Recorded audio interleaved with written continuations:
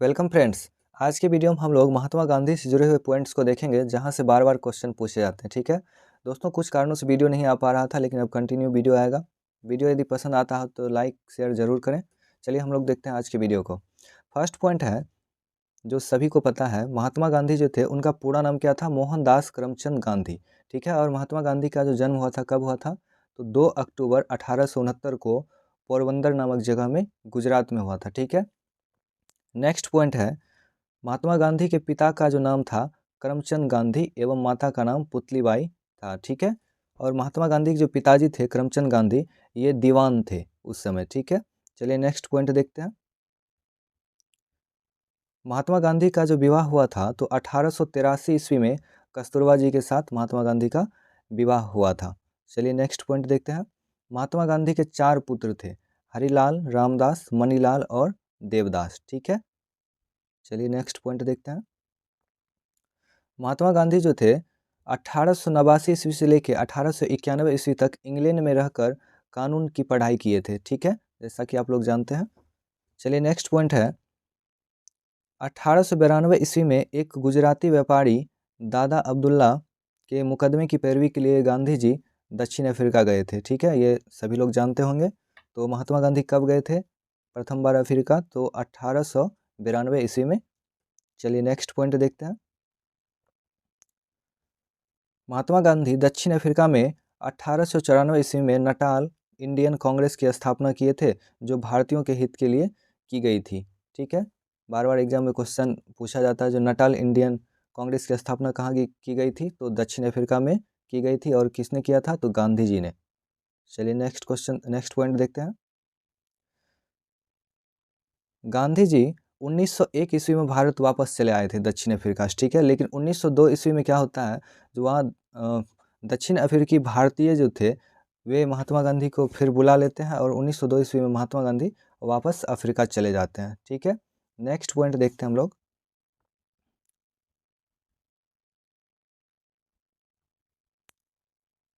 वहाँ गांधी जी 1903 ईस्वी में इंडियन ओपिनियन नामक साप्ताहिक पत्रिका का प्रकाशन करवाए थे। तो आप लोग याद रखेंगे, इंडियन ओपिनियन नामक साप्ताहिक पत्रिका का प्रकाशन किसने किया था? तो महात्मा गांधी ने करवाया था। और कब किए थे? तो 1903 ईस्वी में। और कहाँ किए थे? तो दक्षिण अफ्रीका में। ठीक है, नेक्स्ट पॉइंट है, गांधी जी ने 1904 ईस्वी में फिनिक्स आश्रम की स्थापना की। तो महात्मा गांधी ने फिनिक्स आश्रम जो बनवाया था, कहाँ बनाया था? तो दक्षिण अफ्रीका में। ठीक है, ये क्वेश्चन पूछा जाता है, आप लोग याद रखेंगे। चलिए नेक्स्ट पॉइंट देखते हैं। गांधी जी ने 1910 ईस्वी में टॉलस्टॉय फॉर्म की स्थापना की, जो 1100 एकड़ में फैला हुआ था। ठीक है, और टॉलस्टॉय फॉर्म की स्थापना क्यों की गई थी? क्योंकि गांधी जी के साथ जो सत्याग्रही थे वहाँ दक्षिण अफ्रीका में, तो उन्हीं के परिवारों के लिए टॉलस्टॉय फॉर्म की स्थापना की गई थी। चलिए नेक्स्ट पॉइंट देखते हैं हम लोग। महात्मा गांधी 9 जनवरी 1915 को दक्षिण अफ्रीका से भारत आ गए थे। ठीक है, और आप लोगों को एक पॉइंट यहाँ से याद रख सकते हैं, भारत में जो प्रवासी दिवस मनाया जाता है वो 9 जनवरी को ही मनाया जाता है। ठीक है, चलिए नेक्स्ट पॉइंट देखते हैं हम लोग। महात्मा गांधी को भर्ती करने वाला सार्जेंट कहा गया। तो दोस्तों, महात्मा गांधी को भर्ती करने वाला सार्जेंट क्यों कहा गया था? क्योंकि जैसा कि आप लोग जानते हैं, प्रथम विश्व युद्ध जो 1914 से लेकर 1918 के बीच हुआ था, तो उसमें महात्मा गांधी ने भारतीयों को अंग्रेज़ों का साथ देने के लिए सेना में भर्ती होने के लिए कहा था। इसलिए महात्मा गांधी को भर्ती करने वाला सार्जेंट भी कहा गया था। चलिए नेक्स्ट पॉइंट देखते हैं। फरवरी मार्च 1915 ईस्वी में शांति निकेतन में रहे। महात्मा गांधी जब 1915 में भारत आए थे 9 जनवरी को, तो वे कहाँ रहे थे? शांति निकेतन में। किसके पास रहे थे? तो रविन्द्रनाथ टैगोर के पास रहे थे, और रविन्द्रनाथ टैगोर ने उन्हें महात्मा की उपाधि प्रदान किए थे। तो ये क्वेश्चन भी पूछा जाता है कि महात्मा गांधी को महात्मा की उपाधि किसने दी? तो रविन्द्रनाथ टैगोर ने। और गांधी जी जो थे, वे भी रविन्द्रनाथ को गुरुदेव कहना शुरू किए थे। तो यहाँ से 2 क्वेश्चन बन जाते हैं। तो महात्मा गांधी को महात्मा की उपाधि रविन्द्रनाथ टैगोर ने दी थी, और रविन्द्रनाथ को गुरुदेव की उपाधि महात्मा गांधी ने दी थी। ठीक है, चलिए नेक्स्ट पॉइंट देखते हैं हम लोग।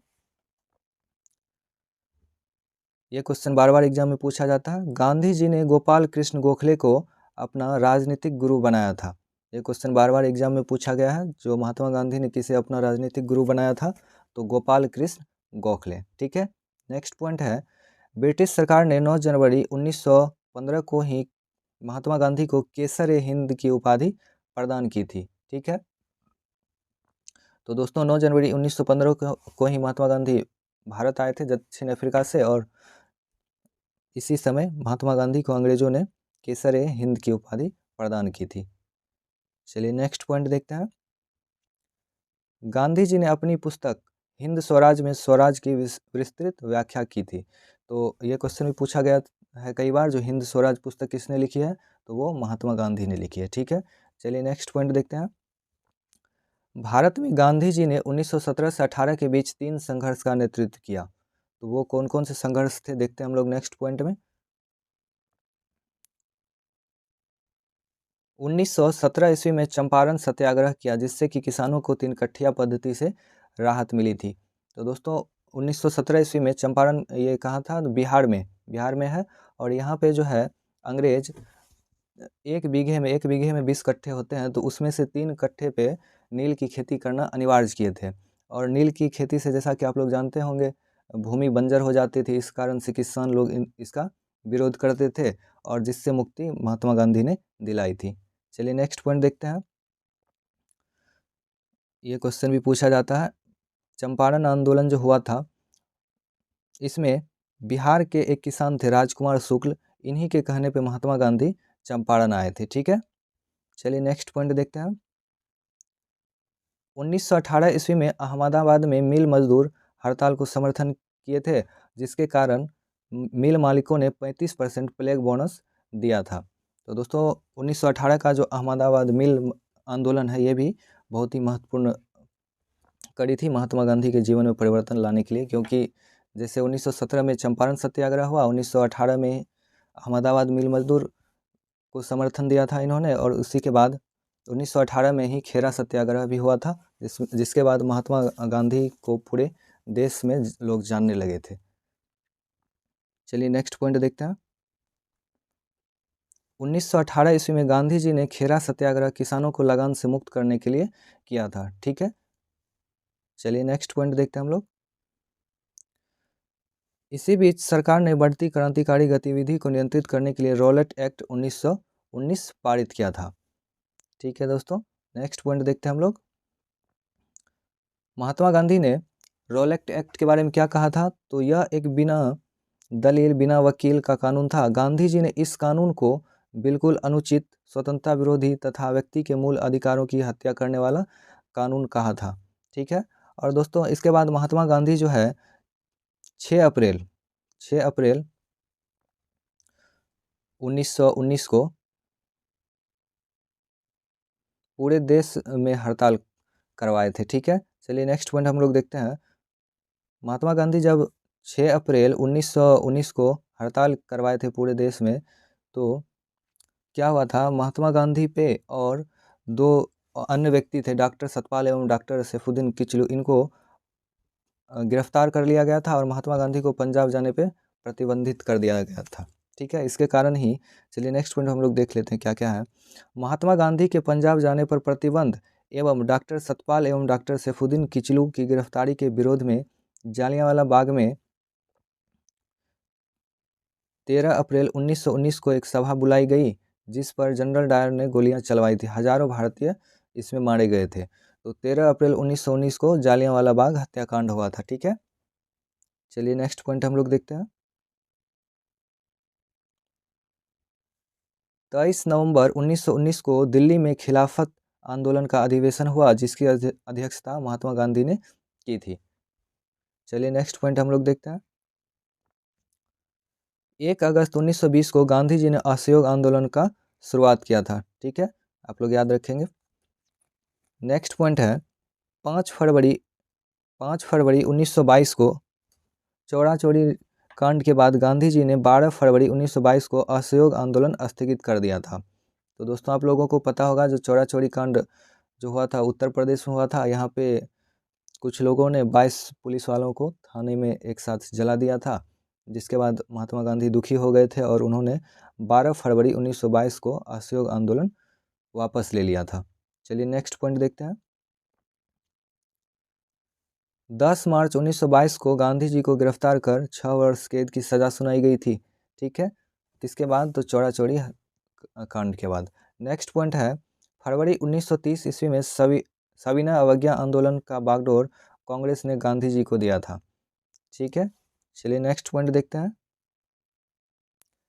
गांधी जी ने यंग इंडिया के नाम से 11 सूत्री मांग वायसराय के सामने रखा था, जिसको वायसराय ने ठुकरा दिया था। चलिए नेक्स्ट पॉइंट देखते हैं हम लोग। इस पॉइंट को आप लोग याद रखेंगे, जो 11 सूत्री मांग किसने रखी थी वायसराय के सामने? तो महात्मा गांधी। ठीक है, नेक्स्ट पॉइंट है,